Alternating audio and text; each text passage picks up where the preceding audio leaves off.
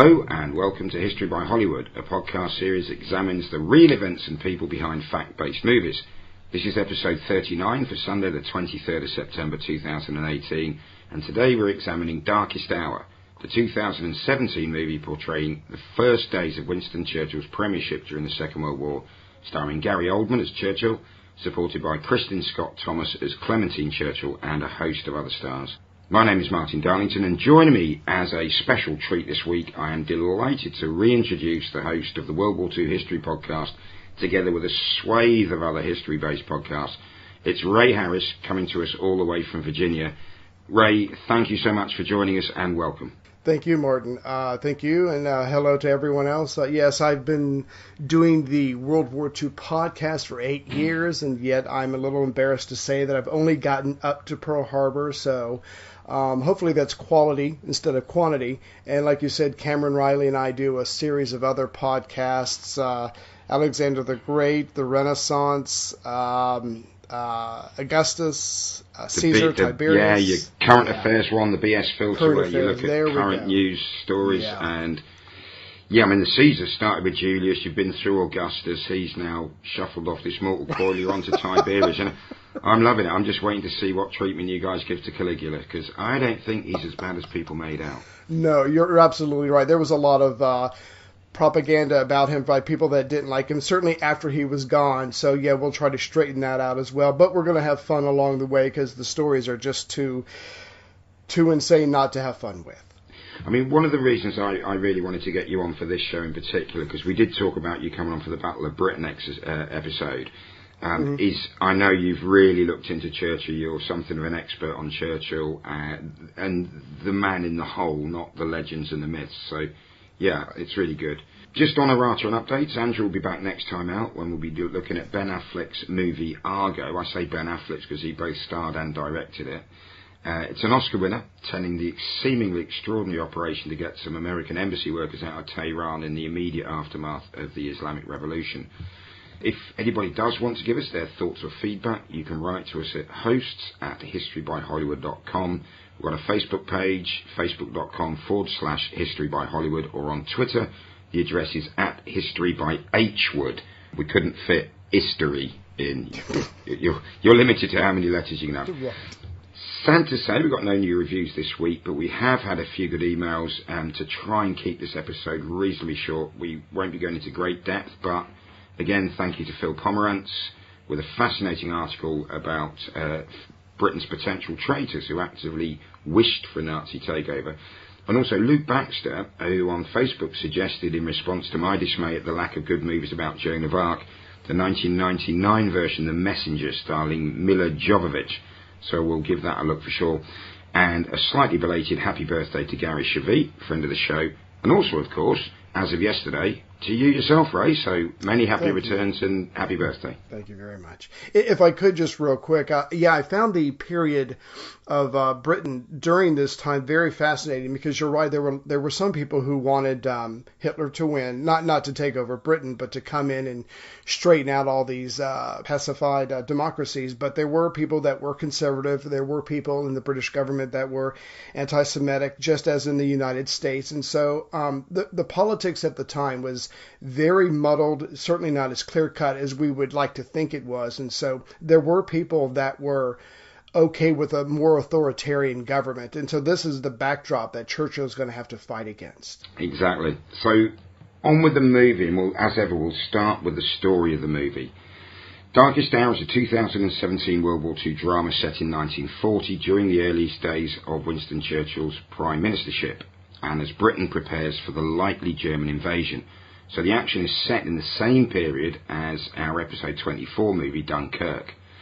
The movie was directed by Joe Wright, whose earlier credits include 2005's Pride and Prejudice and 2012's Anna Karenina.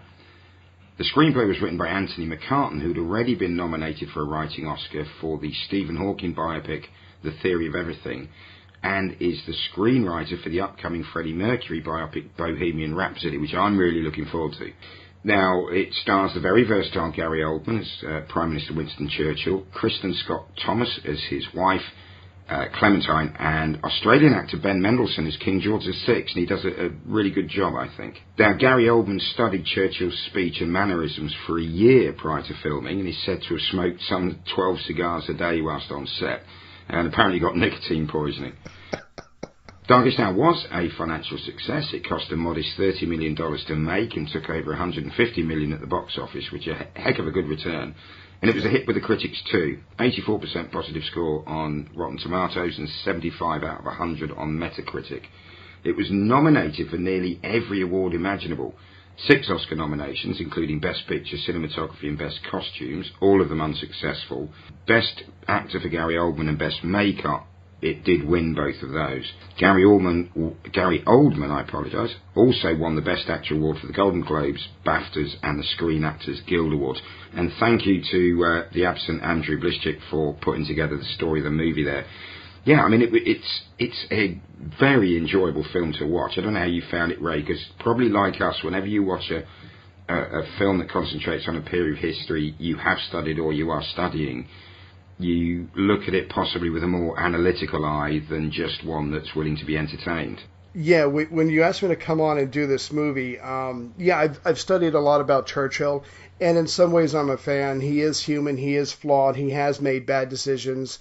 There's the starvation in India, there's the gold standard, there's other things like that, but he was what the country needed at the moment. And so when I watched the movie, I tried to be as unemotional as I possibly could. But you're right. I mean, the costumes, the sets, the way it was shot, all that was incredible. They did a great job. And of course, when you bring Gary Oldman and Kristen Thomas on there, they did a very, very good job. And he should have won more awards. And they should have certainly have won for costumes. But it was a well done piece of film. And of course, the details are what we should focus on.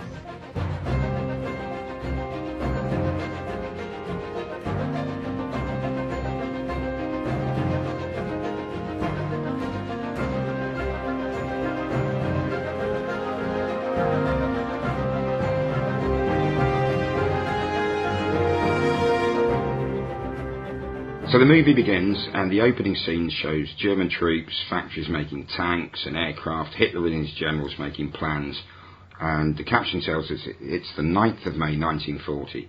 Hitler has already invaded Czechoslovakia, Poland, Denmark and Norway.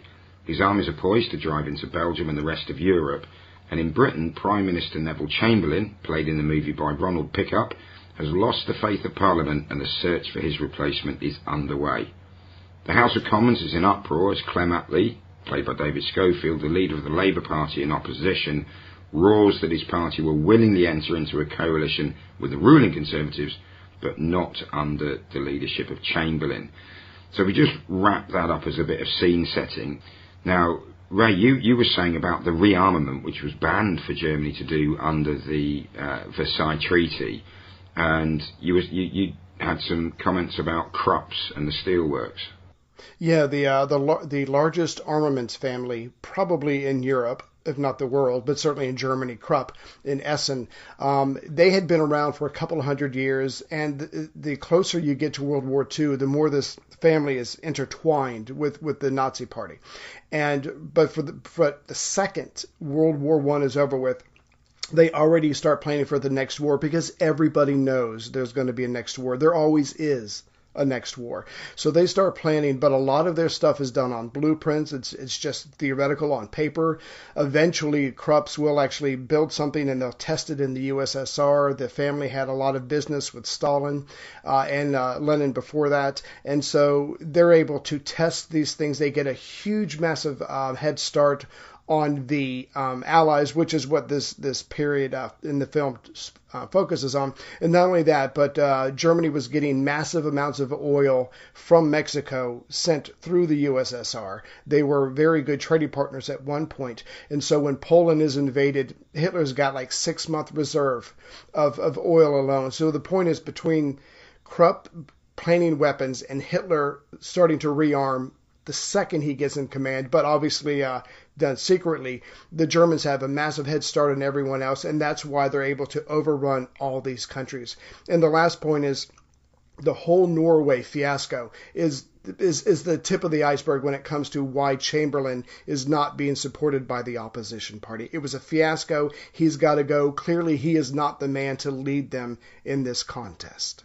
Yeah, exactly. I mean, we look back now with the wisdom of hindsight at the peace in our time and the Munich Agreement, waving his piece of paper, and he cuts a faintly ridiculous figure. But of course, we all have to remember that particularly people like Chamberlain, who was and Churchill to a degree, they were only 20 years down the line from the horrors of the First World War and just terrified at being engulfed again. I think what Churchill could see and had been saying for some years by this time was, it's coming. There's nothing we can do to stop it. We have to be ready to face it. On sources, I've read Darkest Hour by Anthony McCartan and various other articles. And one thing I found is my perceived wisdom on Churchill, a lot of it's actually myth, and it's not true. There's just this assumption that Churchill was absolutely implacable and never considered any kind of peace negotiation, which obviously history bore out to be the correct decision. But as we'll see, that's not quite true. He wasn't quite as inflexible. So, back to the movie, and do you want to run with this bit, the Conservative Grandees Gathering? Absolutely. And just one other part, Chamberlain doesn't get enough credit for, he knows it's coming. He was trying to stall because Britain's got to build up their armaments and conscript more men. So a part of his tactic, even though he does get judged harshly by history, he was stalling to give his country more time. It's just that they ran out of time and the opposition ran out of patience with him. Absolutely. But he certainly was trying. So like you said, the next scene comes up and the Conservative grandees are gathered as Chamberlain invites them to nominate his successor because the opposition party is not going to support him. And they all want Lord Halifax, played by Stephen Delane, who did an absolutely brilliant job. Yeah. I guess he's the bad guy in this, but you still enjoy hating him, and he does a great job. So he's the foreign secretary, and he says that it's not yet his time to be prime minister. And they all agree that whoever it is, this person must be prepared to explore every avenue, including talking to the Germans. Now, it was kind of weird for me when Halifax says, it's not my time. Basically, what he meant was that the opposition party, there was no way they were going to support him. And at this point, you have to have a coalition government. I guess he was thinking maybe things would get worse and then he would be brought in. But the point is, he's already making clear what he wants to do. He wants to open up negotiations with the Germans. Yeah. I mean, I've read quite a lot of notes. Sir Jock Colville, who was a senior administrator in number 10 Downing Street at the time, he described Halifax as completely driven by ambition, and he wanted the top job, but also willing to play the long game. And I agree with you. I think Labour would have seen, well, we're just getting Chamberlain Mark II, because they were so seen as of a similar mind, and said, no, that's not what we want. And without Halifax, there's only really one alternative. And certainly the public loved Churchill because he was such a good speaker, and he said things that people wanted to hear. Well, not necessarily they wanted to hear, but to which they responded. So back to the movie, we see the actress Lily James plays the part of Elizabeth Leighton. She's a new secretary joining Churchill's household. She's been briefed on how to deal with the new boss as his breakfast is prepared, and the servants are all speculating on Churchill becoming the new Prime Minister. We meet Winston Churchill, played by Gary Oldman. He's in bed with a breakfast tray across his lap as he lights a huge cigar, and addressing Elizabeth, the new secretary, he starts to dictate a telegram to the French ambassador. Along with his breakfast and cigar, Churchill has a glass of whiskey. For breakfast, this is. The telephone rings and he's told it is the French ambassador informing him that the Germans have invaded Belgium and the Netherlands. Churchill next dictates a message for General Ismay, showing his understanding but also willingness to become involved, or some might say meddle, in military affairs. Miss Leighton mishears words and fails to use double spaces, so Churchill shouts at her and she runs out. She meets Clementine Churchill, played by the wonderful Kristen Scott Thomas, on the stairs, and Elizabeth is told just wait there as Clem goes up, and she gives Churchill a bit of a rollicking. So, the reality on that, whiskey for breakfast, really? Yeah. He did, didn't he? Yeah, absolutely. Well, it's breakfast, but it's also noon, and he did drink during the day. But from what I was able to gather, one, obviously he's built up a tolerance, and two, I think these were weakened drinks. I don't think it was just straight. I think it was watered down or something. But the point is that was just what you did. He was a person of the previous century, and that is what you did. And they would drink during the business meetings, and they would drink at lunch and stuff like that. And the Americans copied that because they loved a lot of the British culture. Even in past World War II, in the American business world, if you think of Mad Men, the men just drank. That's just what they did. But this guy could obviously handle it. He had been doing it for decades. So to me, it's not the big deal that other people have made it. No, no. Our General Ismay is an interesting character, isn't he? With whom Churchill seems to have really built up a good relationship. Yeah. Now, what's going to frustrate the British generals for the next 4 or 5 years is that, like you said just a minute ago, Churchill is going to extend himself into sometimes minute decision making when it comes to military matters. He's going to do it in North Africa. He's going to do it in the Mediterranean, and sometimes he gets it right. Sometimes he gets it wrong, but the point is he's not supposed to run the day-to-day war, but he is such a dynamo. He has such ideas. He has a lot of experience behind him, so it's just his personality. He's going to try to take over everything. But Churchill wisely uses Ismay as his go-between between himself and the Chiefs of Staff Committee. So sometimes he's going to get it right, sometimes he's going to go way too far, and it's going to upset these guys, and they're just going to have to learn how to live with him just being this massive amount of energy in the room with tons of ideas every second of the day. Yeah, we'll definitely come back to that element of his character later.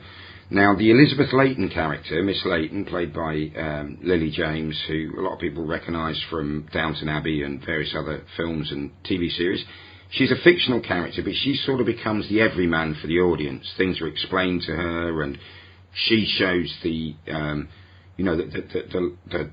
sort of growing awareness of actually how bad the situation is. And for Clementine Churchill, she definitely was her husband's conscience very often, and quite often guide his behaviour. And as she said, sometimes after we've had any kind of social event, my job is to find out what he said to whom, go round and apologise to them, which is rather sweet. So back to the movie, and we see Elizabeth is leaving. She's packed her bags, basically. She's like, no, I'm not staying here. But a dispatch rider arrives, hands her a telegram, and demands that she hands it to Churchill. So she re-enters the house and gives it to him, and it's from the palace. Churchill is nervous because he's been summoned to meet the king. Clearly he's about to be made Prime Minister, but only, as he puts it to his wife, because the ship is sinking. We then see King George VI talking to Chamberlain, saying that he really wanted Halifax, and Chamberlain agrees, but says Churchill is the only man supported by the opposition. The king lists Churchill's past failures: Gallipoli, the abdication of Edward VIII, the gold standard, and the general strike. And Churchill arrives before the king, and he is formally invited to form a government as Prime Minister, despite these obvious reservations the king has. Churchill kisses the proffered hand, but they clearly don't think much of each other. They reluctantly agree that they're going to have to meet each week. And the king says, shall we say Mondays at 4 p.m? And Churchill says, oh, I nap at that time. Taken aback, the king says lunch, and he says, okay, fine. Then we see him arrive at number 10 Downing Street, and Churchill meets Anthony Eden, played by Samuel West, obviously a close colleague and, a confidant of Churchill's. They discuss the war cabinet. He says he's going to have to include Chamberlain and Lord Halifax, who Churchill refers to as the Lord Reverend Holy Fox, and that sheep in sheep's clothing, Clement Attlee. We then see the Churchills, the extended Churchill family, all celebrating together as Clem tells them about her cold feet on the eve of their wedding. And she said, the only reason for my cold feet was I knew my husband was going to focus on public service and not on me and our marriage. But I'm not bitter, and it seems to be a good-natured group. The only really bit of reality we need to do there, apparently the king did have misgivings about Churchill and his stability and his suitability. I'm not quite sure when it changed, but he seems to have warmed to him quite quickly. Yeah, they did a decent job in the film of manifesting the change that's coming. But you're right. I mean, this guy's drinking. He's got his name tied to a lot of disasters. But as I went into minute detail in the World War II series, Gallipoli was not Churchill's idea all alone. The war. Staff, the court, excuse me, I'm trying to think of the right word. The war committee was with him the whole way. And so, but because he's such a personality and because he sucks all the air out of the room, his name got tagged to it. But the point is, you're absolutely right. He's an unknown quantity. And what they do know about him certainly makes him nervous. And I'm like, this is a time when you need a stable man. You're bringing me him, but I'm the king, so I kind of have to put up with whoever you bring before me. But the king doesn't have to like it. No, exactly. And of course, the British monarch for some time by then had little real power. He was an important figurehead, but it'd been a long time since a British king had actually tried to stop a chosen prime minister from doing things, probably Napoleonic Wars, if not before. Would you like to take us back to the movie? And we see it's May the 10th. Yeah, and if I remember correctly, this is Churchill's first day. This is when the West gets invaded, Chamberlain's government collapses. This is his first day. So Churchill enters the House of Commons and he takes his place on the front benches. Now, some of the conservative backbenchers are muttering that if they see Chamberlain wave his handkerchief at the end of Churchill's opening speech, they are to applaud. But if he doesn't move it, they are to keep quiet, as in not supporting him.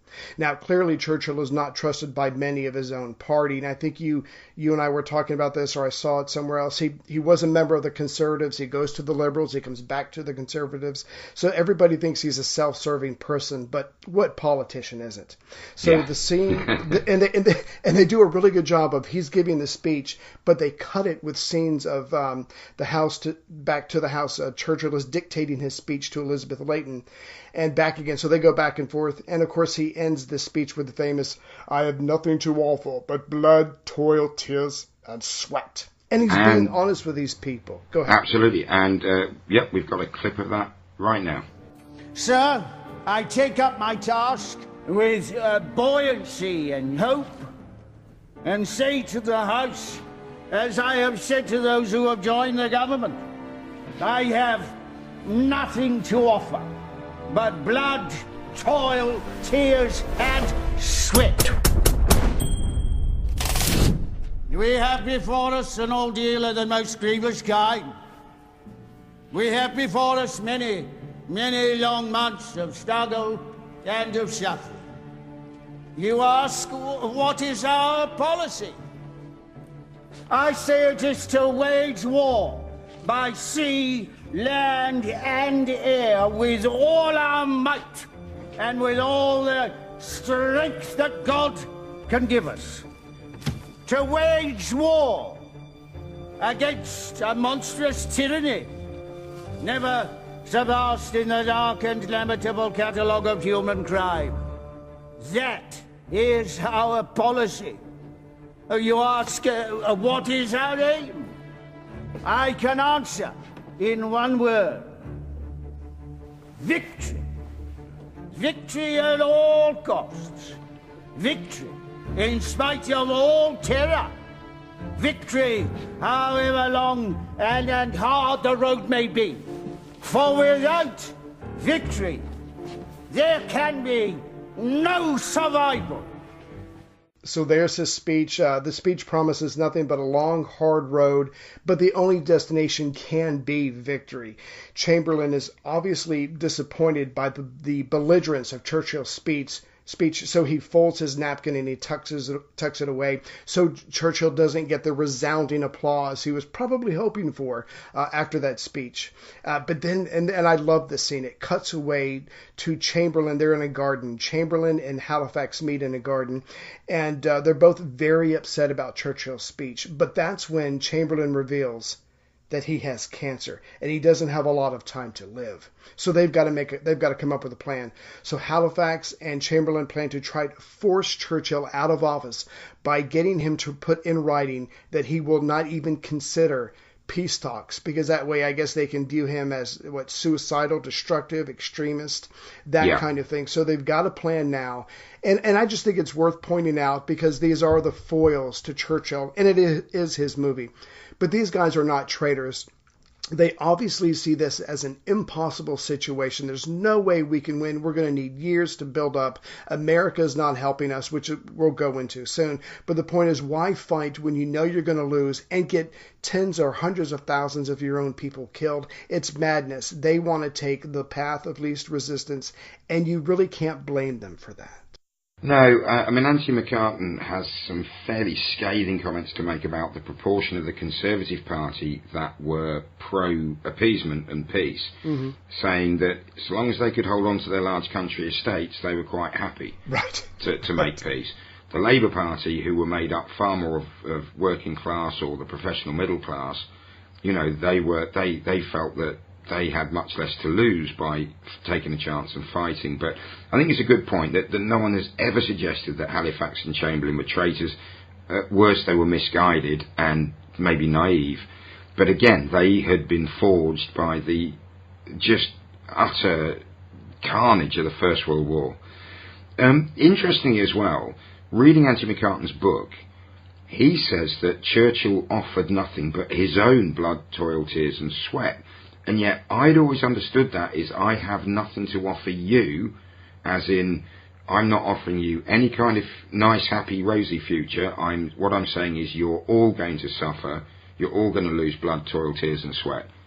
So it's interesting whether it's him offering his own efforts or he's saying, no, I can't offer you joy. I can't offer you peace. What I can offer you is a, damned hard time followed by eventual victory.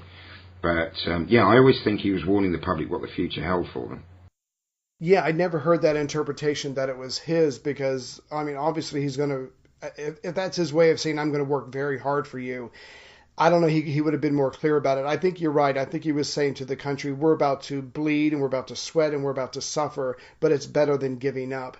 And just going back to that one point about the conservatives, a lot of them were pro-Franco during the Spanish Civil War. So you're right. A lot of them are okay with people like that. And again, as long as they don't suffer too much, why wouldn't they be? So yeah, Churchill's got that general atmosphere to combat. Yeah, absolutely. I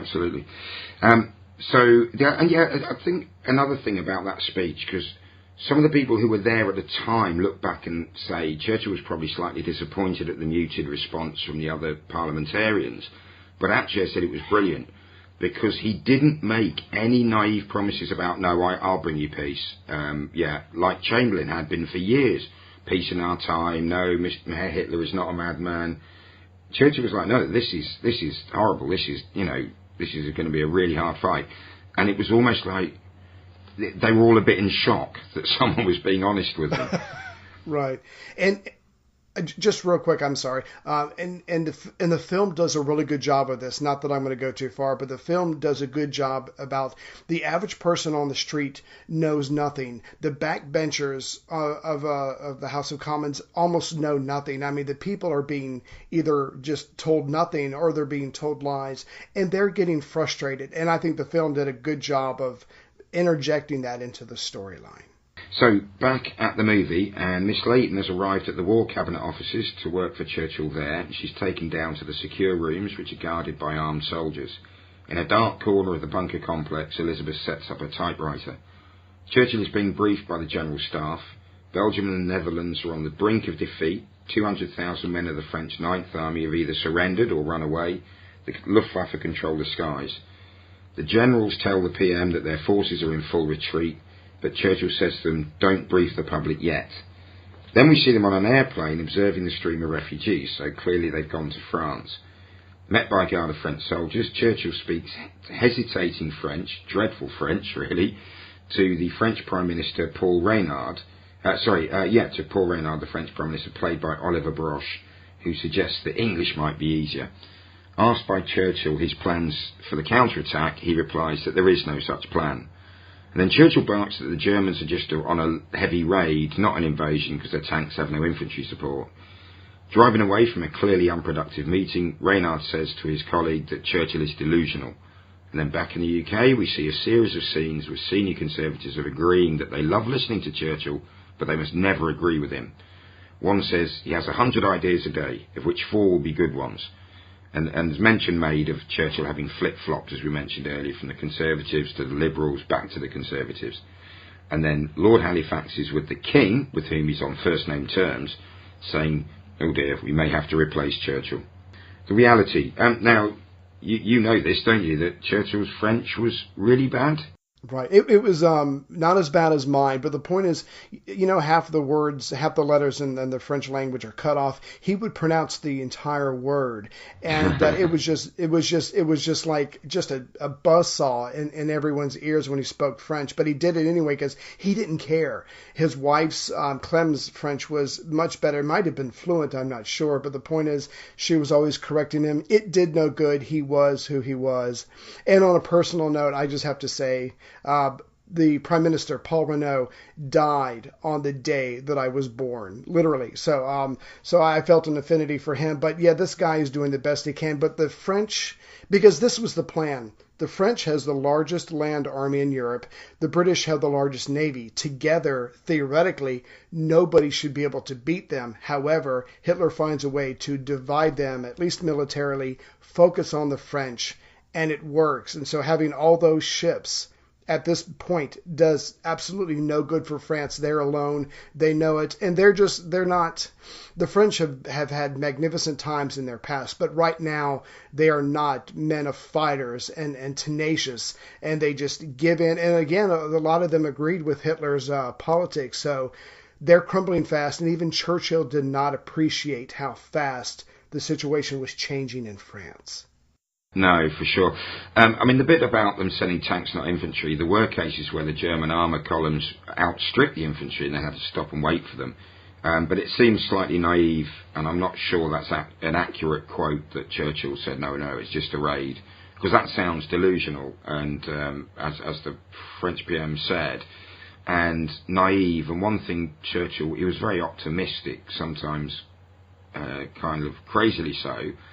But in the same way as, I mean, how many times when you and Cameron did The Life of Caesar, did Julius Caesar make a decision that at the time must have seemed crazily risky, but he got away with it? Yeah. So we look back and think it was genius. But you're absolutely right about Churchill and the tanks and the infantry. That was not realistic. And even Hitler was fighting his own panzer generals. They wanted to keep going because they were exploiting opportunities. And he's like, no, you can't go any further than the infantry. You have to have infantry support. But these guys have come up with a brand new way of waging war. And so not only was Churchill confused by all this, but even Hitler didn't realize the success that they were having. So it's completely normal for Churchill to be confused, but no, that is not realistic. He did not say it's just a raid. I think they're just trying to show him out of touch with the new blitzkrieg technology. Sure. That as well, the comment about Hitler having 100 ideas a day, 4 of which will be good ones, and the full quote says 96 would be downright dangerous, was actually made by Franklin Roosevelt, the US president, who was very fond of Churchill, but I think also aware that he wasn't perfect. But it sums up how many viewed the emotional and sometimes erratic Churchill. So, okay, so back to the movie, and back to you, Ray, 13th of May. Yeah, so it's 3 days later, and Churchill is reading the paper on the toilet only because he doesn't have an iPhone. And when he's done, we learn that there's to be a broadcast that evening. Eden is reading through it, and Churchill says, give me your opinion. And Eden says, look, this is misguided. You can't tell everybody that we're winning when we are clearly not. I mean, once the people find out, they're going to completely lose faith in you. But Churchill kind of overreacts to this, crying, Cicero, Cicero, and he runs away into his library or study. And Clem, his wife, follows him, and she pretty much tells him she's got her own issue. So he's having this moment, and she just turns to him and she says, we're broke. Churchill does the manly thing, and he says, look, what if I cut down to only 4? cigars a day. So he can't take that seriously. You can't really blame him. He's got much weightier issues on his shoulders. And they had financial troubles in the past, but he would always say, look, I'll just write another book. We'll make a lot more money and we'll be okay. But the point is, he never stopped spending money. So that was her frustration with him. And then they have a moment together. They reminisce about their decades together. And then the evening broadcast, which is forgotten for now because they are a couple. They do love each other, and they've been through a lot together. So Churchill's getting ready. He leaves number 10 for the broadcast, and the broadcast is set for 9 o'clock that night, and it's going to be live. And anybody who knows anything about Churchill, he makes alterations in whatever he's about to say right up until the last moment, because that's just the way he works. So the light turns red, the radio's live, everything's going, and he's still making changes. Everybody around him is completely stressed, but you have to take Churchill the way he is. And so there's this awkward pause where there's just nothing but silence and everybody's freaking out. But then he gets going. He speaks of the grim situation in Europe, and we see various scenes of people listening with mixed emotions. There's scenes of the battle. There's scenes of fires burning. But Churchill ends up by saying, because again, he is a fighter, conquer we must, as conquer we shall. But few of his audience are convinced, because for them, they can't even think about victory. They're just trying to think about staving off defeat, which is not the same thing. No, exactly. So on the reality there, I mean, Churchill's early years of self-education, he left school and realised he'd wasted his time. He joined the army, he was an officer in the 4th Hussars, I think. Then he became a journalist and covered the Boer War. But he did self-educate himself, I think, when he was in India as much as anywhere else. And he devoured Aristotle and Plato. And he was a huge admirer of Cicero, the great Roman orator, of course, of Julius Caesar's era, and an opponent of Julius Caesar. But, yeah, he very, very rarely fluffed his lines, did he? Yeah.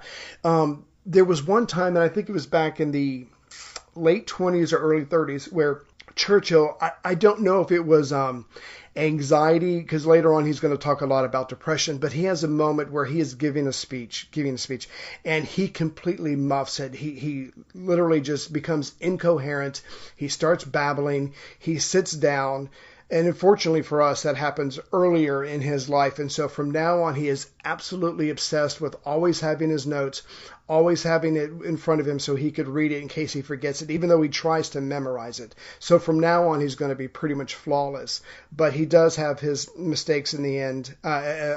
He does have his mistakes early in his life. But if we could stop for a moment, the first 30 minutes of the film, I thought that, for me, they were trying to make Churchill too human. They made him too almost unsure of himself, or not quite bungling, but just something like that. And that wasn't how it really was. The second Churchill came in, he was just this dynamo. He was this force of nature, and he wanted everybody to run, not walk, and he wanted instant results. And so when he becomes prime minister, everybody starts flying around, because that's the tone that he sets. So one of the few flaws I have with this film is that they do show him a little kerfuffled for the first 30, 40 minutes, and I think they were just setting up this transition that is coming, but he was a dynamo from the second he gets into office. No, for sure. His energy, he was 65, remember?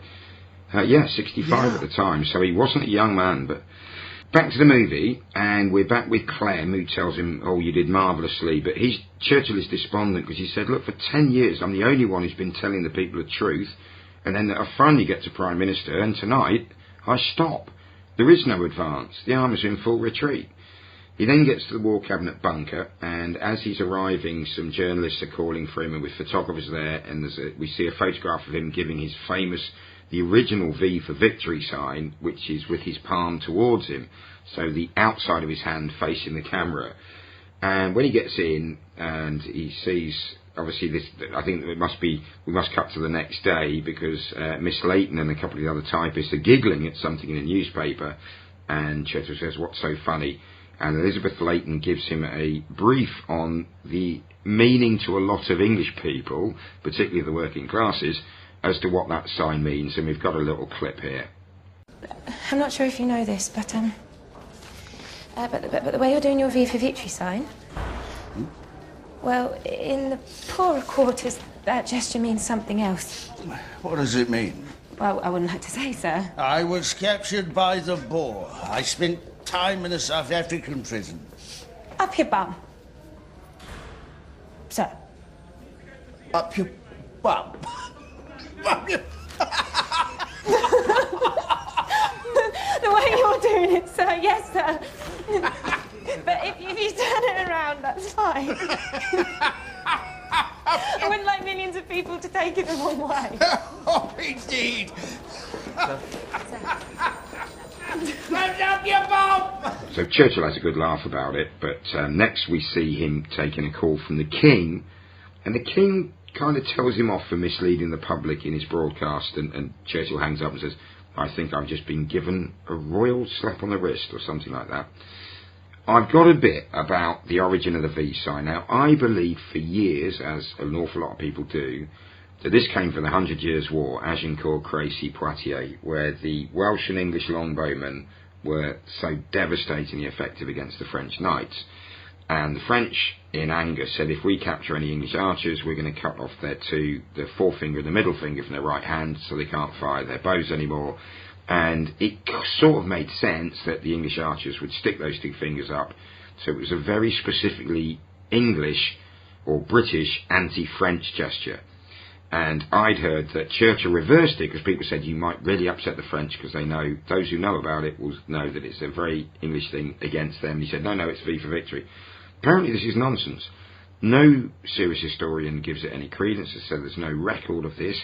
Archers they were lower class people, they had no value for ransom, so if they were captured, the most likely thing is they'd be killed, or, put into indentured servitude or slavery, but they'd probably just be killed. And it didn't take 2 fingers to pull the great longbows, it took 3 or 4, so they wouldn't chop 2 off. So wherever it comes from, we're not sure, but it definitely was a rude sign amongst working class English at the time, which is why he diplomatically reversed it. So the next time we see it, the palm is outwards, and it becomes what we've recognised from all sorts of resistance groups. People who are, being defiant over the world now use the V for Victory. Yeah, Back it's a great story. to the movie. Yeah, it is. It's one of those urban myths that actually makes so much sense. That you want it to be true. Well, another Churchillian one is being sent to Coventry, and people said, no, we'd cracked the Enigma code, we knew that the German bombing raid was heading for Coventry, and Churchill said we can't warn them because then the Germans will realise we're reading their messages. And again, apparently not true. That phrase had been used in the 19th century, being sent to Coventry, as people not speaking to you. I don't know if you're familiar with it in America, but if you're sent to Coventry, it basically means everyone cold shoulders you. You're not included, yeah. Anyway. Okay. Back to the movie. It's the 19th of May, and Churchill is being briefed that the British Expeditionary Force, the BEF, is in full retreat trying to get to Dunkirk on the French coast. The French and Belgians are encircled, and there seems to be no hope, but Churchill demands suggestions. He's told there's a garrison at Calais of 4,000 British soldiers, and Churchill becomes quite animated and says the Calais garrison have to attack the German columns to slow and distract them, whilst the British get the 300,000 men off the beaches at Dunkirk. He's told that the garrison commander is a Brigadier Nicholson, and Churchill shows his awareness of what he's asking of this unknown man and his soldiers, but he insists. At this stage, Lord Halifax suggested an alternative. He says Italy have offered to broker peace talks.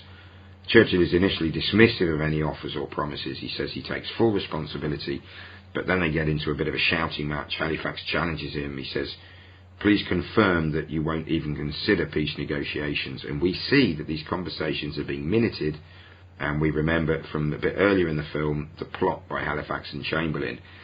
Churchill seems to be far too wise to fall for the challenge and says he wishes to speak to Halifax and Chamberlain alone, but the staff officers are still to send his orders to the Calais garrison. So alone with the two appeasers, Churchill glares as Halifax says he has to be rational. Churchill reminds Halifax that the Channel is Britain's moat, but Halifax persists, listing Germany's strength and pointing out they may soon add the French navy to their armoury. So Chamberlain suggests that at least allow Halifax to speak with the Italian ambassador to find out the price. You liked that scene, didn't you? Yeah, I thought it was very good. It's Churchill's resistance and Halifax's and Chamberlain's plot kind of taking the next step. They're evolving anymore. But and this is why I love Gary Oldman so much. He sits down in front of Halifax. He's only like a foot away from him. He's not saying a word. He slowly lights a cigar, and then he just flicks his eyes at Halifax like, okay, what do you got to say? So he's like giving this guy he's giving him the floor to speak, but he's not doing it very nicely because he knows what he's about to hear. I just thought it was an incredible scene because a lot of people throughout the movie talk about how they're intimidated by Churchill, even the king to a certain degree. He's just this old, blustery, bluff bulldog who can just scare the shit out of you because you think he's going to yell at you at any second. And you kind of pick up on that here. Just a flick of his eyes is enough to let you know that he's displeased with you. I just thought it was a very well done scene.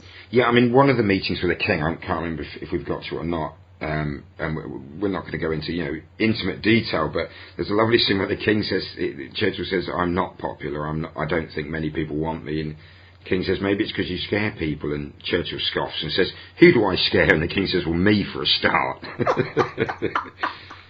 Clem wasn't afraid. And then as their relationship thaws later, the King, he says to the King, doesn't he, when they're getting on much better, and the King realises his value, and he says, do I still scare you? He says, perhaps a little bit, but I think that's a good thing. He goes, I'll manage. Yeah, on the reality, the Calais garrison were given contradictory instructions from different parts of the general staff, and this infuriated Churchill, who eventually said, no, you send the order. Brigadier Nicholson and his men, effectively he's telling them, you are to fight to the last man, the last bullet, there will be no evacuation. And people shouldn't think, Churchill, I don't think he threw away lives needlessly, but he was ruthless enough to do it if he felt it had to be done. And that's where he really found himself. Well, that's just one of the realistic military situations a leader has to make. You sacrifice 4,000 to save 300,000. And he was stressed about the French fleet, which Halifax brought up. But the point is, one problem at a time. And so he's just doing what he's got to do. And again, it's just one of those things where this is horrible. All war is horrible, but you do what you have to do. Yeah, exactly. I mean, I know from, it's not covered in the movie, but Churchill had suggested to the Admiralty that they shell the French fleet, I think it was in Algiers, after the French surrender, and was told absolutely by the admirals, it's better to let those ships fall into German hands than we inflict casualties on French sailors, because we need French, the French who escaped, we need them on the side, and we need the sympathy of the French people that we're fighting for them, not we're fighting against them. So, yeah, he wasn't necessarily, he didn't always take everything into account. Okay, so back to the movies, and we have Churchill on the phones with Franklin Roosevelt he's in a private room. Yeah, this was you absolutely feel Churchill's frustration. So he's in this small room, he's got the phone, he's talking to the president. And he's pretty much, we're desperate. He asked for 50 older destroyers, but he's told by the president that it's not possible due to the current U.S. neutrality laws.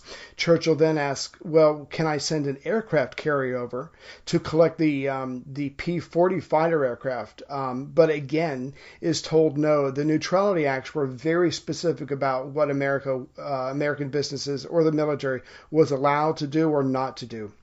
And Churchill, of course, is very upset by this. He protests and he says, look, we've already bought those aircraft. It's true we bought it with the money that we borrowed from you, but the point is we paid for them. But Roosevelt, his hands are tied. And they made him I think they made FDR seem a little uncaring, but he was completely on Churchill's side. But there were laws and he could only do so much. So he says, look, what about if we take the fighters and we take them near the Canadian border? Maybe the British could come down with, and I couldn't believe he said this, horses, and you can tow them to Canada as opposed to just flying them to Canada. Churchill is completely frustrated by this, but his hands are tied. He can only do what FDR will let him as far as supplies for them, so he pretends to be grateful, but he's clearly disappointed. So he goes back to the planning room, and Churchill asks for Admiral Ramsay as he examines a map of France. Now, of course, Ramsay is asleep, but he comes to the phone immediately because this is the Prime Minister, and Churchill tells him he wants him to issue an order commanding civilian boats and ships to bring some of their boys home. He asks Ramsay for a name of this operation, and Ramsay just happens to be looking at a table fan with the name Dynamo on it. So we've got the operation and we've got the name. And getting into his car, Churchill is beset with the journalists to whom he gives the V sign. But like you said earlier, this time he reverses it, giving it correctly so no one's going to be upset. So he's trying to think about how to save these men. The government can't really do it because they have their ships positioned to stop any German invasion, but someone's got to go get these boys because that is literally Britain's army. Its only army there, the home island. Yeah, it was something like 80% of the regular soldiers in the British Army based in Europe were across in France, so it was incredibly important.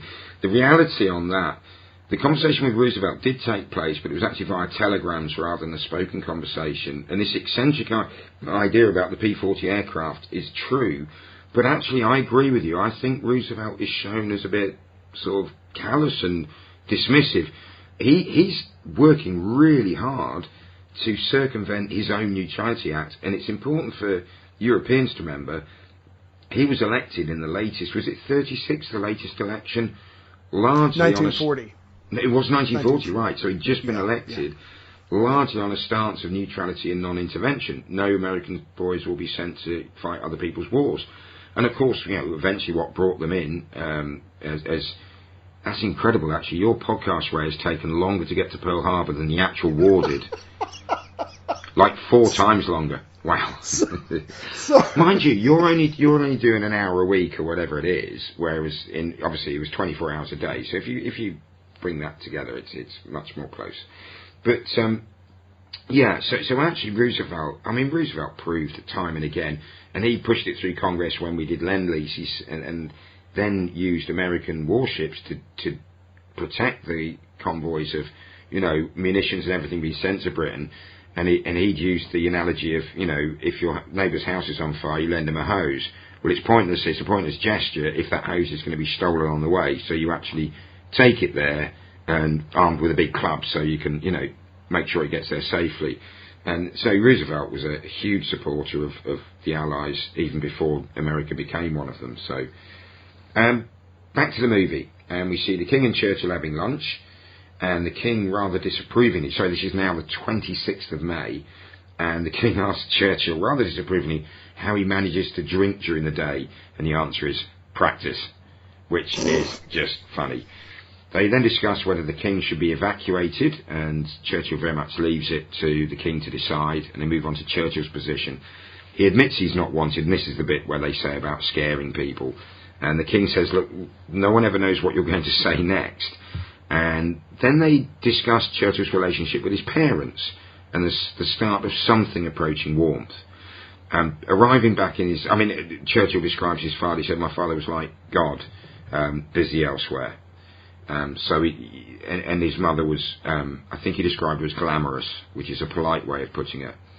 I think she was a bit of a party girl, and had been, going back to one of our earlier episodes, Victoria and Abdul, she was rumoured to have had an affair with Prince Albert, not the Queen Consort, but the son, who went on to be Edward VII.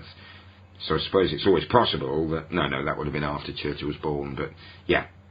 Anyway, back in the movie, arriving back in the Cabinet War Room, Churchill tells the assembled men that the War Minister, Anthony Eden, is joining them.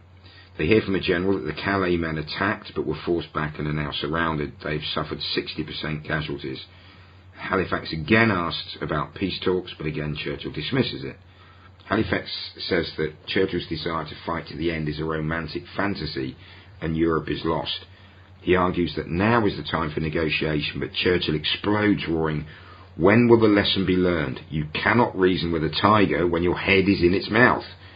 They continue to argue, and Halifax tells Churchill that he has 24 hours to agree to enter into peace talks or he will resign. Halifax and Chamberlain then conspire together privately, and Halifax says, look, I'll resign first, then you follow, and that will trigger a vote of no confidence. So the reality, the argument between Churchill and Halifax is documented and does include Churchill's exasperated outbursts about lessons being learned and tigers. There seems to be less evidence that Halifax and Chamberlain actively plotted to bring down Churchill, but there seems to be little doubt that if they had both resigned in those early days, that it may well have led to a vote of no confidence. Right, so back to the movie, Churchill strides into his office and he is still worked up by this confrontation. The radio announces the request for self-propelled pleasure craft to be put at the disposal of the Admiralty. Churchill dictates to the young Elizabeth a message to Brigadier Nicholson and the Calais garrison, telling them that he admires their courage, but their evacuation will not happen. They are to sacrifice themselves for obviously for the greater good. Both Churchill and Miss Layton are visibly moved by what they have just written, and she's crying and she asks to be excused, but Churchill, who is also emotionally upset, refuses and asks, "What is this all about?" But she says nothing. But he wants to know because she is, like you said earlier, she represents the general public, and they don't know anything. They have no idea what's going on because no one's telling them. And so she asks, how many men will survive this catastrophe at Dunkirk? So Churchill is, and I thought this was a pretty good scene in the film. Churchill, instead of just talking, takes her to the map room. There are staff officers there who are upset by this, but he just dismisses them with a wave of his hand. He explains to Elizabeth that Calais is drawing fire and the attention from the Panzers and from the German armies from the Dunkirk enclave. And so we see the embattled Calais garrison. We see Brigadier Nicholson as he is handed Churchill's telegram. It's pretty much at this point every man for himself, because there is no hope of being rescued. And Elizabeth Layton cries as the telegram reads, Calais has fallen. So they play with the timeline a little bit there, but basically the sacrifice worked in that they pretty much were wiped out or captured, but it did give Dunkirk extra time. And then it cuts to Clem, who tells Churchill to go to bed, and she does call him Pig, her pet name for him, but he is just emotionally distraught by the decisions that he's had to make, and he says, leave me, Clemmy. And of course she is so brilliant, because this is such a British thing. As opposed to just walking out, she replies, that opportunity passed long ago. So just these little quips that the British do. And we know Churchill was famous for his humour, and he would have responded to that. I mean, the reality, although the Miss Layton character is fictitious, Churchill was known to reveal details to people who the general staff, the senior officers, would have felt they're not at a level that was suitable for such sensitive information. His driver for most of the war was a WAAF, Women's Auxiliary Air Force driver. I can't remember her name, but she became quite well known, and he would discuss things with her because she gave him a perspective that he wasn't getting from, long in the tooth generals and politicians, and she had an honesty that he absolutely adored. And when she was offered promotion, because the Churchill was so pleased with her, she spoke to him and said, if I'm promoted, I'll have to leave. And he said, I'd rather you stayed with me. And she did. I think she remained a corporal for the whole war. He would bounce ideas off her, and he had implicit faith in his ability to judge people, for good or for worse, which is how he was convinced there's no way they could negotiate with Hitler, but at the same time he was convinced that he could brief Miss Layton, as we say in the movie, this fictitious character, but she represents real ones. I can brief this corporal, and she won't say anything. Just real quick, that military history is replete with situations like this. Some higher up, some general, some king or whatever, seems to always have, and I think this is very wise on their part, seems to have access to some commoner that they trust, or they trust their opinion, or they want to see their reaction, and they bounce ideas off them. They tell them the true poop about what's going on, just because however that person reacts is probably how the general public is going to react. So that was real, and Churchill was following in a long tradition of having access to someone to represent the common people, because if they start, leaving you, then suddenly you're not the leader of anybody because they're walking in a different direction. Exactly. Yeah, you just become a bloke walking off on your own. Or a woman in Theresa May's case at the moment. Let's not get into contemporary politics there. So, back to the movie, and 27th of May we read it is. Churchill appears dazed and tired. He asks Miss Leighton to summon the War Cabinet at 3 p.m. He's handed a telegram telling that Belgium has surrendered and he knows that France will follow soon. He's briefed on the likely invasion of Britain and told to expect it imminently. Churchill tells the General to make all necessary preparations. Halifax again offers to open negotiations.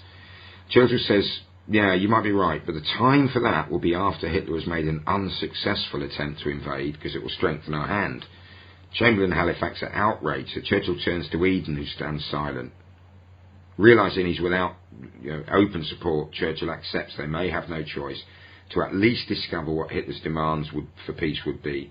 So he accepts Halifax's offer, but does he mean it, or is he just trying to head Chamberlain and Halifax away from resignation? What do you think the reality is, Ray? I think that there was no way Churchill was going to go into negotiations, especially using Mussolini as the middleman. I mean, he's Hitler's lapdog. But I do love the scene in the movie because Churchill is like almost muttering. His words just kind of drift away. He gets silent, and then he roars back about the unsuccessful attempt to invade. So we will only talk to them after they try to take us, and they fail. So that was I don't know if it was historically accurate, but it was a very entertaining part of the movie. But he's absolutely right. We're not going to get great terms from Hitler because he's in a total position of power, so we might as well try to fight. And if we lose, we could probably get roughly the same terms. So, and because of Churchill's mentality, that is a chance that you take. Anthony McCartan makes a point. He's convinced that Churchill would have considered it. And I think he would. I agree with that. But I also agree with most other historians. I'm not sure he would have ever expressed those words to anyone except maybe Clem, or his WAF corporal driver. I don't know. I think he would have been aware if he started to openly accept the suggestions of Halifax and Chamberlain, it might become an unstoppable force, and he couldn't then turn it around. So he's certainly digging his heels in a lot. Back to the movie. Yeah. So Churchill and Miss Leighton are preparing for a speech, but Churchill is hesitant and he seems confused. He's far from the eloquent orator that we all know him to be. So as he's speaking, as he's trying to dictate this speech, he sees a newspaper with a photograph of Hitler, and he just starts muttering to himself. He comes up with these very choice descriptions of the Nazi leader that we've all heard before. But the point is, I think it's supposed to be his low point in the film. Yeah. So he finally comes back to himself, and Churchill asks Elizabeth Leighton where they left off, and she says she doesn't know because he was mumbling. And he says the right words won't come, but she says, don't worry, no one could put words together like you, they will come. And Churchill sees she has a picture on her desk, and he asks her, and he discovers that it's her brother who had been retreating towards Dunkirk, but he doesn't make it. And there's a long silence between them, and then they return to the speech. So again, there's a representative of the many lives that were lost as the troops were trying to get back to the coast. Then it cuts to the king, and I do enjoy this scene. This scene is subtle, but I enjoy it. The king is also in an introspective mood, and he's talking to an aide, and he says, look, again, you have to decide, are you going to Canada? But the king just says, and he says this very kingly and very subtly, he goes, you know what? I'm starting to get angry, bloody angry. And you see, and obviously the king himself, like Churchill, has reached a moment where things are about to change. Yeah, definitely a watershed. The reality of that, I mean, the scene with Miss Leighton revealing her brother was retreating towards Dunkirk but didn't make it there. She's a fictional character anyway, but it rang a little bit false for me because I'm thinking that the biggest message from all of the stuff I've read about this is the lack of information. You know, they get a telegram saying, oh, the French army have retaken Amiens, and they think, great, and then it turns out to be completely false. They had a plan to try, and it didn't even try, whatever. So how on earth Miss Leighton would have heard that her brother hadn't made it seemed untrue, but it's a rare scene that doesn't quite ring true. but it does show that, lots and lots of people would have had, a dog in this fight, as it were. They would have had relations or husbands, fathers, brothers, children involved directly, and it gives you that sense that Churchill was understood that every single one of those 4,000 men at Calais were an individual, and that's what maybe made him cry. Anyway, back to the movie, and Clem is reassuring Winston about his doubts and then tells him he's got a visitor. Turns out it's the King. The King tells Churchill that Viscount Halifax had visited him and said that the chances of a peace deal were closer. The King asks for Churchill's thoughts, but Churchill says he'd like to know them himself. He admits to feeling fear, but more about the lack of fighting spirit in his cabinet. He says he will address the House of Commons later that day, and the King says that Churchill has his support. Churchill seems a bit taken aback, but the King repeats his assertion, "You will have my support." He admits that he did have some reservations, but said that while some in the country were wary of Churchill, none were as nervous as Hitler. The King says he will support him, and they have to beat the buggers. The King advises him to go to the people, but if you do, tell them the truth, unvarnished. Now, I couldn't find anything in the book and the other accounts on the reality side of this, that this particular scene with the King is actually true specifically, but it does seem that King George VI, his opinion of Churchill basically did a 180-degree turn in the space of a week or two. I don't know if you found anything about this. Not a conversation like this, but these two gentlemen spoke so many times that it easily could have happened behind the scenes, probably not at Churchill's house. I just don't see that happening. But yeah, you're absolutely right. At some point, the King knows that they've got a fighter. They've got an erratic fighter in Churchill, but they've got a fighter, and that's exactly what they need at this point. And they do have the English Channel keeping them relatively safe. And so it does happen, but does it happen exactly like this?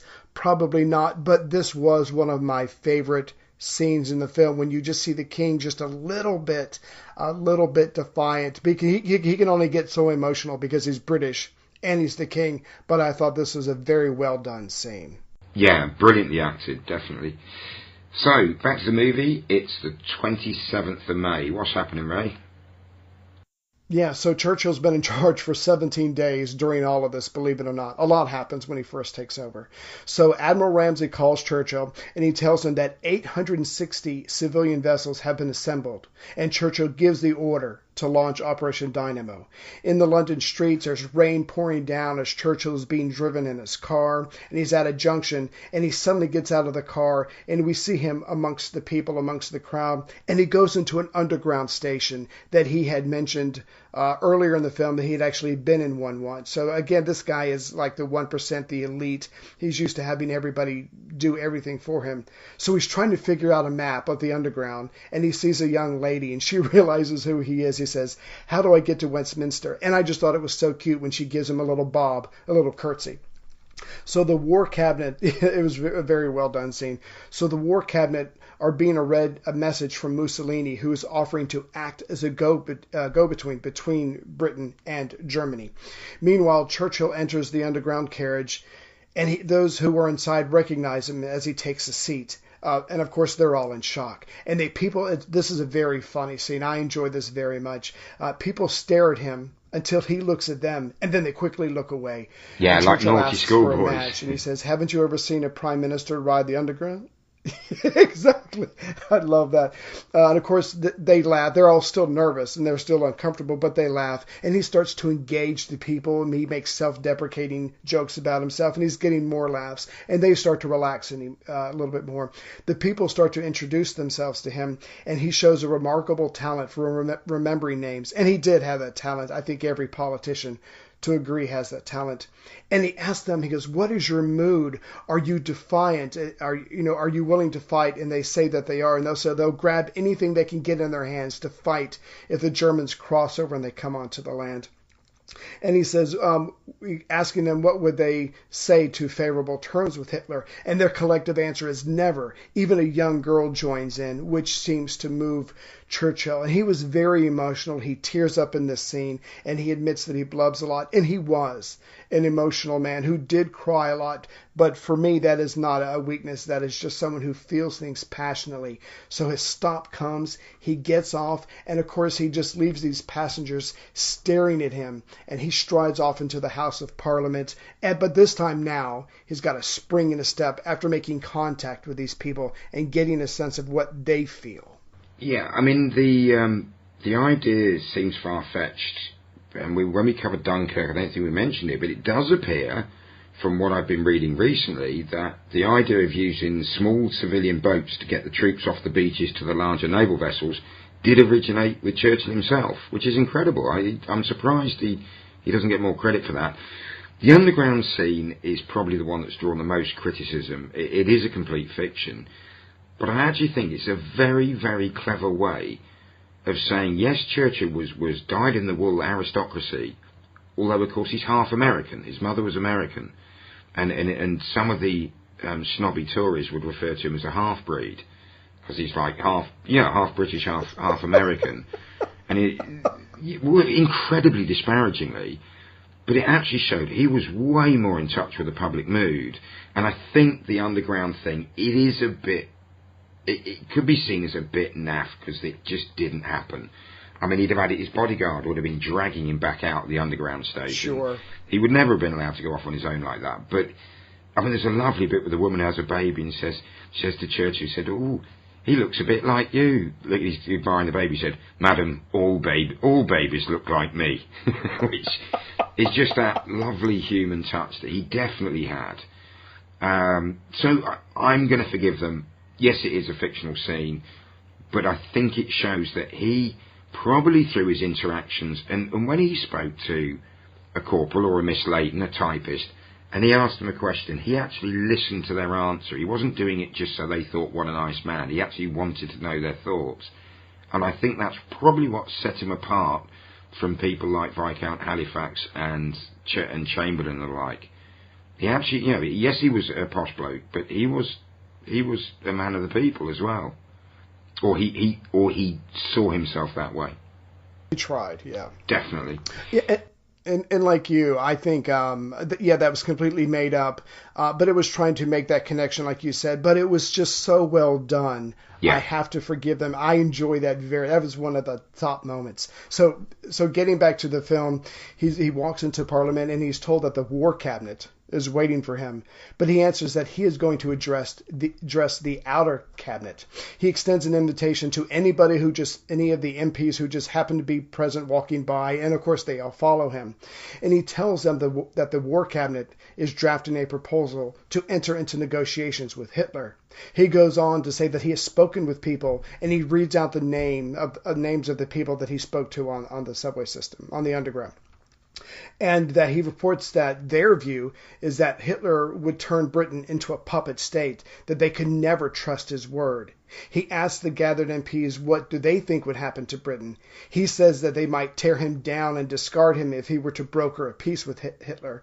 And they roar their approval. He's getting them worked up as he's giving this impromptu speech. And he has them won over by the time it's over. So he joins the War Cabinet. And Churchill reports that the Outer Cabinet is vigorously against negotiating with Hitler.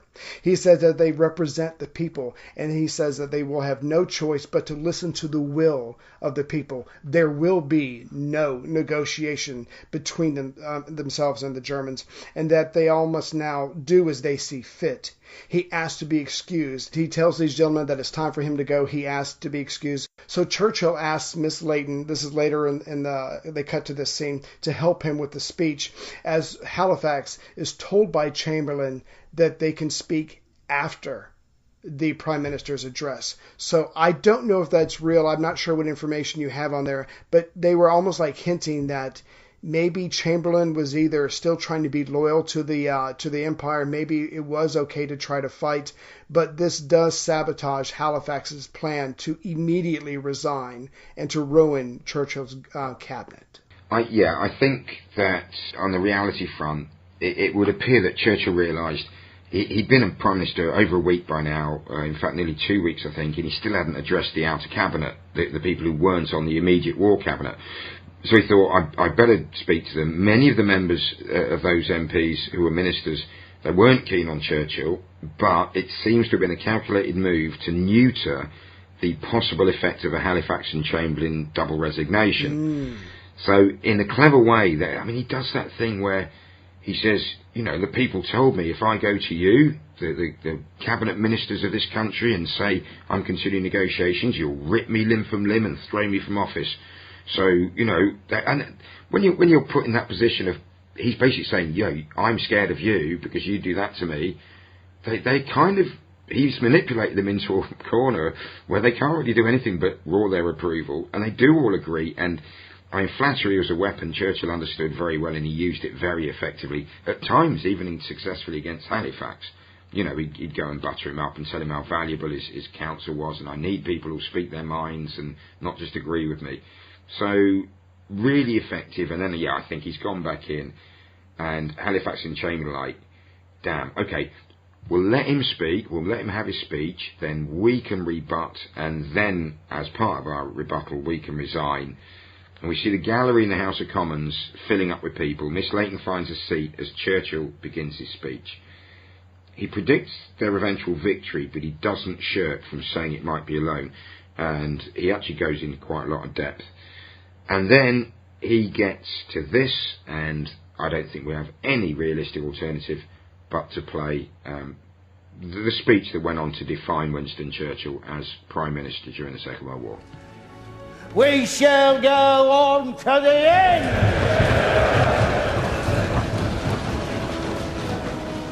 We shall fight in France. We shall fight on the seas and oceans. We shall fight with growing confidence and growing strength in the air.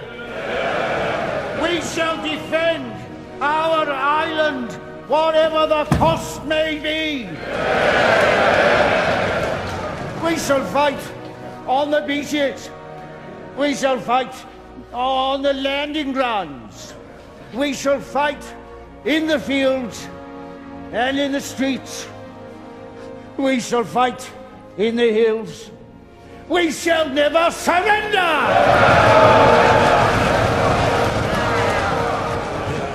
As Churchill finishes, the House is in absolute uproar as he's cheered by most of the MPs present.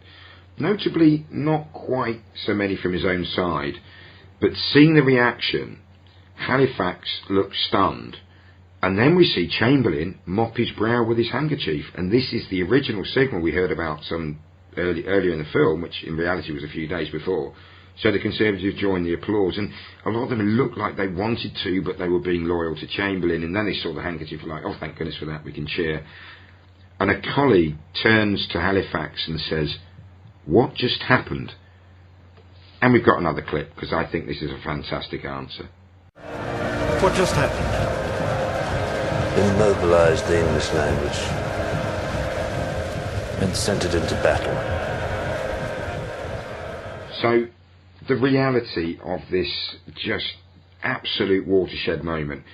Interestingly, the speech has got elements taken from antiquity, from Shakespeare, from French leaders who'd given speeches during the First and Second World Wars, and from earlier speeches by Churchill himself, and it was devastatingly effective. It's this appeal to the nobility of self-sacrifice. You know, it's no greater love hath a man that he lay down his life for his friends sort of thing. You know, and this utter defiance, and Anthony McCart makes a really good point that Churchill, he knew the power of we. It's our battle. We will fight. You and me. We are together. Hitler's speeches are all I, me, I will, you will. Separates him from his people. The other thing that Churchill does is he repeats. He uses repetition to reinforce the point. We will fight them on the beaches. We will fight them in the hills. We will fight them in the towns and the cities. And he just says, we will fight, we will fight, we will fight. We will never surrender. And it's, you know, I mean, talk about what an absolute gift for headline writers. The sound bites from that speech alone would have, you know, filled the headlines for weeks. Halifax's summary, which I think is wonderful, he's mobilised the English language and sent it into battle. I'm not been able to find anything that says that Halifax actually said those words, but it perfectly sums up what Churchill had achieved. And yeah, as we said, it became the speech that defined Churchill's wartime leadership, his character, and what has probably led him to being cast in the role of saviour and hero. For all of this time, there is nothing that freezes the soul or the spirit like indecision or inaction. You know, the British people are like, well, we have our opinion, but what's the government going to do? What's going to happen? A decision needs to be made. And with a speech like this saying we are going to literally fight. If they're on the water, they come on land, they come on the fields, they come in the streets, we're going to fight them every step of the way. So at this point, just having that indecision lifted, and you know it's going to happen. Yeah, you don't want to fight, but the point is now there's a concrete plan for what's going to happen. Just taking that indecision away just frees up your brain and your heart and your soul, so now you can prepare for what's coming. So within this speech, he not only motivates these people, but he takes away all doubt about what they're going to do, and it just, those two things together just work brilliantly, and it pushes these people to new heights of defiance. And like you said, this speech made him and set the tone for the British people for the rest of the war. Absolutely, and I think there is that element of when someone's being honest with us, even if what they're telling us is really horrible news and really scary, they're being honest with us. They trust us. You're going to feel together. When they keep coming out with no, it's all right, it's fine. We've spoken to Hitler, and no, he's not going to do anything.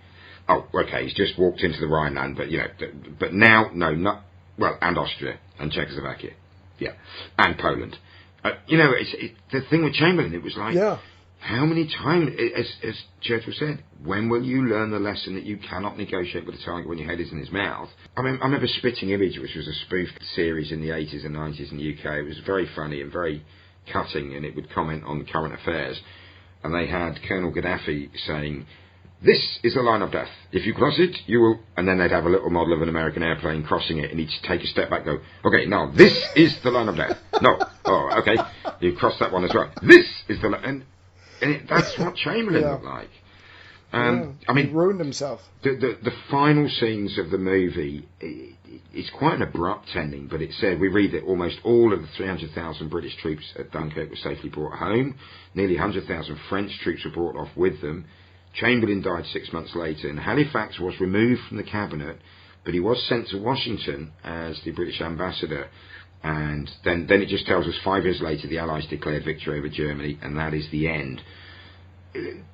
There's a lot left unsaid there, and I think, slight rehabilitation of Halifax. He was sent to Washington to be ambassador, and Churchill in his memoirs said he was an absolutely wonderful representative of Britain. He was a great communicator, and he believed that Halifax had far more credibility with the Americans because they knew that he had not been a belligerent, let's go to war and fight with everything we've got. He tried to go for negotiation.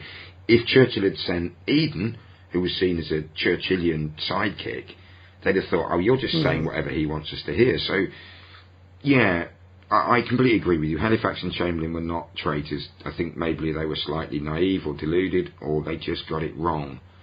And history has told us that Hitler would probably, he negotiated a peace with the Soviets and then attacked them.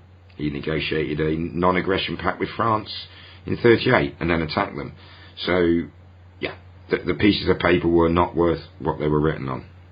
No, the piece of paper, And I think... I'm sorry. And I think Halifax, I think that he just like every other British person, once the decision was made and it couldn't be unmade, he probably just got on with it, because that's what the British people do. You just get on, even if you're fighting alone, which they were for a while. And I think Halifax served his country well as the ambassador. And so, again, but it's Churchill solving 2 or 3 problems with one decision. Get rid of Halifax, who then becomes a plus in the United States.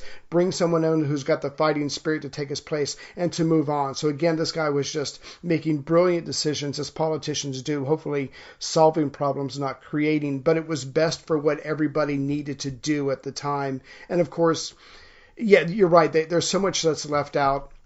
but they were trying to cover so much in one film. Yeah. It's just hard to do. But overall, it was a very satisfying experience. I mean, interestingly, there's no mention, and he was quite closely involved in a lot of these discussions, of Joseph Kennedy, who was the American ambassador to London. Oh, yeah. And the father of John and Robert Kennedy, who went on to, be president, and then president, or expected president, before he was killed. And Joe Kennedy was hugely dismissive of Britain's chances. He was like, no, they're finished. Oh, yeah. And he was a bit of an admirer of Hitler as well at times. Absolutely. Yeah. So we don't like Joe Kennedy. You don't like him either. No. But yeah, he was a bit of a pushy dad, I think, pushy parent for his lads. So traditionally, what we do now, Ray, is we rate the movie for entertainment, and I'm going to give it an 8. I agree. That's exactly what I was going to say. There's some parts that that are fake, but overall it doesn't destroy the enjoyability of watching this. And watching Gary Oldman. And don't forget, Gary Oldman, just over 30 years ago, played Sid Vicious in Sid and Nancy. What a journey. I mean, I don't think I've ever seen him, and he's played Sid Vicious, Count Dracula, and now, Winston Churchill and a host of other people in between. He's just such a watchable actor, and when you see him interviewed, he just comes across as a really down-to-earth, decent geezer. I'll probably find out now he's got a gold-plated toilet seat or something, I don't know. But I hope not. Historical accuracy, I'm going to score it pretty highly again. I think an 8, because the only inaccurate... Elizabeth Layton is not a real character, but she's there to represent, and we're normally quite soft on that. The underground scene... I think it will be almost impossible for a filmmaker to show someone of Churchill's background and elitist status absorbing public opinion the way he clearly did, because it was been almost a osmosis process. So they showed him doing this one brief thing, and he is fictional, but I think as a device I can forgive it. So it doesn't quite get a 9. But it does get an 8, I think. So I'm going to go 8 for entertainment, 8 for history. And I agree. I feel the same way. You have to be within the reality of filmmaking. And I'm going to be honest with you, my eyes were not dry at the end of the underground scene. I just thought it was so well done. Yeah. And it did encapsulate so much. So absolutely an 8. And whatever people think about Churchill, and he was a many-faceted character, and he made lots of mistakes. I mean, he does defend himself at one point about Gallipoli and says, if the admirals and the generals hadn't been so dithering, the plan could have worked. And it certainly, on paper, it should have done, and it could have done, but we had very, very stupid generals who wasted the lives of an awful lot of British, French, Australian and New Zealand and Indian troops unnecessarily. But at the same time, Kemal Ataturk, who was the commander of the 19th Turkish Division, had a chance to win a great victory and score lots of political points, which later on allowed him to create the secular state of Turkey. So maybe we should be grateful for that. I don't know. Churchill was many-faceted. He's still seen as a villain in parts of the world. In South Wales, they absolutely, or some areas of South Wales, hate him because of his breaking of the miners' strike. But I do think he was the right man at the right time. And like you, I watched it. And when Gary Oldman's Churchill was shedding a tear, I found myself welling up in sympathy. And it was like, and to me that just shows, irrespective of what you think about the man, the performance is just gripping. If people haven't seen it, it is not a dry political biopic. It is just absolutely packed with drama, just no car chases. And there are a few explosions, but not many. But it's a human drama. It's a drama about characters and how human beings react to things. So, yeah, really, really loved it. I just think it was a very, very strong year for movies. And I think the Oscars, the Academy couldn't decide, so they gave it to some quirky little, the Best Picture, they gave it to a quirky little art house film. But next time out, we will be looking at a Best Movie Oscar winner in Argo, and that will be interesting. Andrew will be back for that. That will be in 2 weeks' time. But first of all, a huge HBH thank you to Ray so much for joining us again, and we will have a link to Ray's World War II podcast in the show notes, and I'll probably link also to Caesar, because through that they can find all the other stuff you do with our good friend Cameron Riley. The Podfather, as Cam came up with that himself. That's real self-promotion, isn't it? But it's all right, because Cam doesn't listen to my podcast because he hasn't got time. He's far too busy trying to open cigar lounges and be friends with Rudy Giuliano. Yeah, exactly. so we can be rude about Cam and he'll never know. Yeah, it's fun, isn't it? Absolutely. Ray, thank you so much, and we will start immediately looking for the next World War II based show that we can get you back on, and it's been really enjoyable, and thank you to our listeners for listening, and we will see you next time. Thanks, Ray. Ta-ra. Thank you. Bye-bye. Who do you think you are kidding, Mr. Hitler, if you think we're on the run? We are the boys who will stop your little game. We are the boys who will make you think again. 'Cause who do you think you are kidding, Mr. Hitler, if you think old England's done? Mr. Brown goes off to town on the A21, but he comes home each evening and he's ready with his gun. 'Cause who do you think you are kidding, Mr. Hitler,